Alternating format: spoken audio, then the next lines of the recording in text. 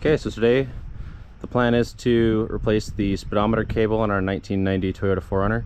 It's been squealing a lot, especially when it's first starting up in the morning and when it's cold. So the idea is we're going to take the dash apart and try and find where it goes and replace it. While we have the dash apart, we're going to also replace all of the lights behind it with LEDs. And hopefully we can also try and fix our radio, because every time you go over a speed bump, a different speaker starts playing the music. So we're going to try and clean up the leads to the back of the radio and see if that helps. When it's cold outside, we get quite the racket from this speedometer. It's only when it gets to the really high.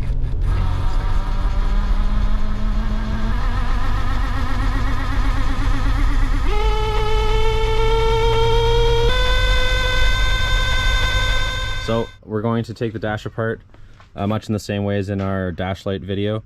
So we're not going to show individual steps on how to take it apart. I'll leave a link into that video.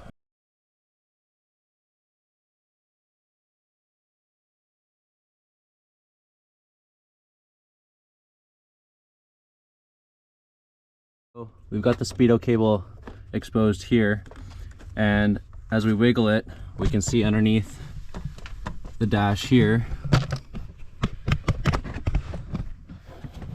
you can see it. This is the speedo cable right here wiggling, and it runs down out the floor on this side. We're right up here.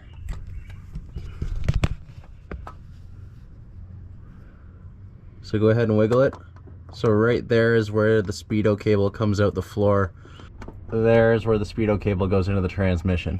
So I think what we're gonna do is go for a drive with the dash off, and we're gonna squirt some 3-in-1 oil down here to try and loosen up the old oil that's in the cable, and then add some extra lubricant. So you can see it start to turn there.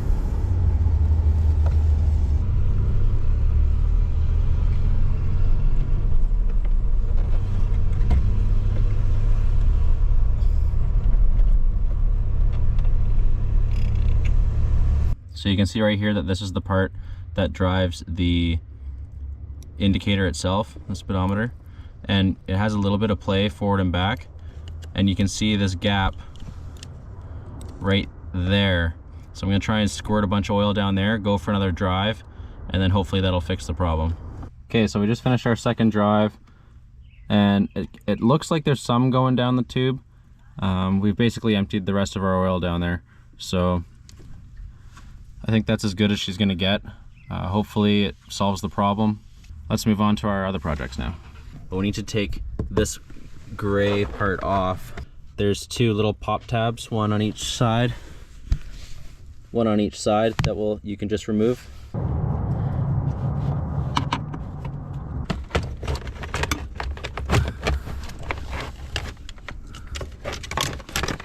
And that should just pop out. Like so. Who needs two hands?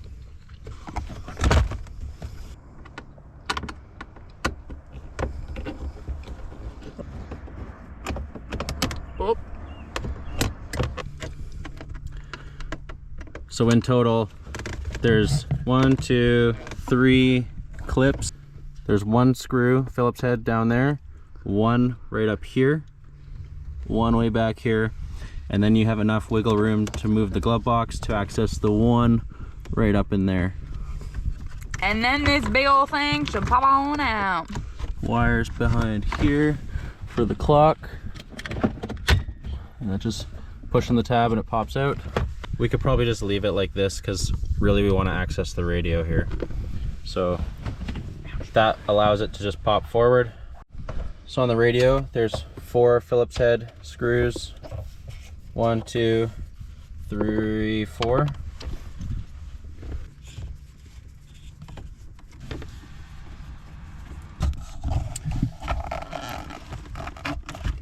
So behind the radio we have these clips here. I assume that goes to the speakers. You can push on the tab. There's one. And there's 2. So now we have the leads exposed to the radio, and we're going to inspect the leads, try and clean them up with some isopropyl alcohol, and see if there's any kinks or issues with the wiring harness itself. And then hopefully we stop running into that issue of the speakers doing weird, funky things. So also while we're back here, I'm gonna replace this light here with an LED. All that you had to do was this plastic part rested in there like that. There's a clip on the right hand side. You just pop it sideways and it pops out. And then there's a bulb right back in here that we can replace. So right here I'm just taking one of the small LEDs to replace the bulb here. It's got a green filament on it, or a green cover on it. These are white, so I'm just going to use these instead, and whatever natural color the climate controls are will just be enhanced with the white.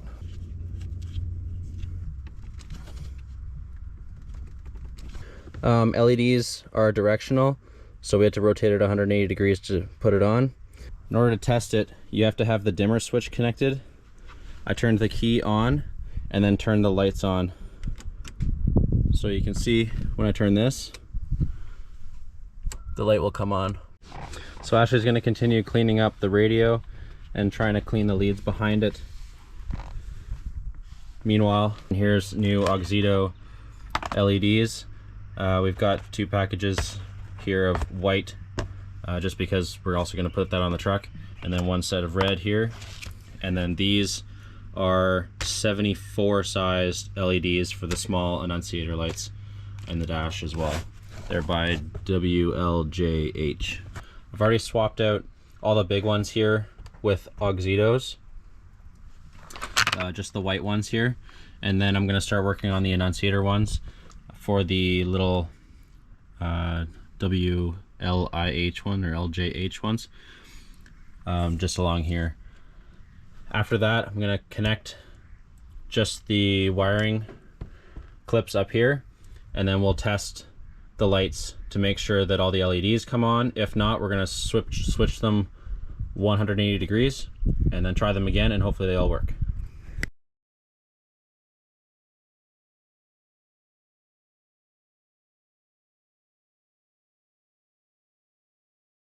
Okay, so now all I'm going to do is plug in the clips to the gauge cluster and test out the LEDs, and we'll see which ones need reversing.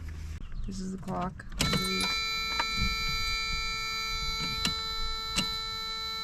Okay, so all the dash lights that we can see are working.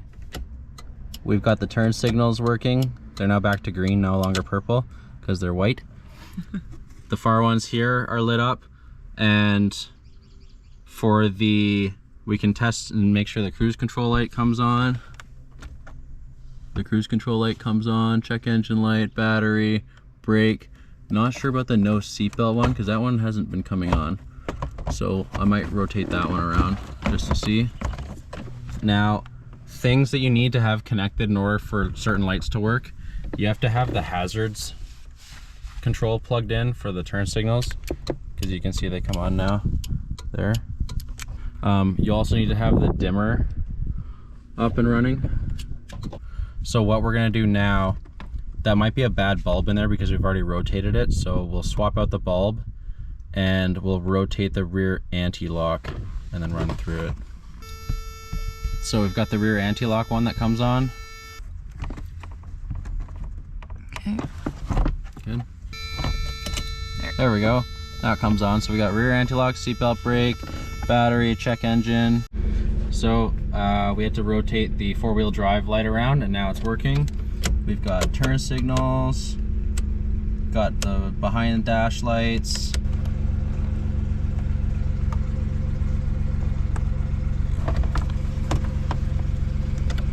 Hey!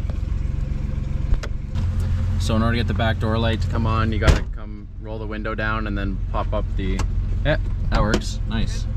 Yeah, back door's working. So we're all done working on the little jobs we were trying to fix, so we're gonna put it back together.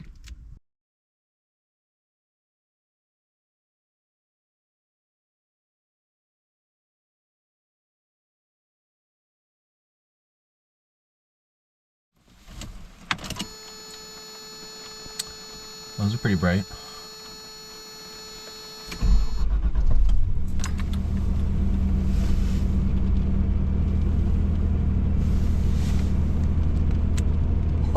Holy shit. Yeah. Nice. Oh my god, that is so bright. That's so much better. Oh my gosh, wow, that's nuts.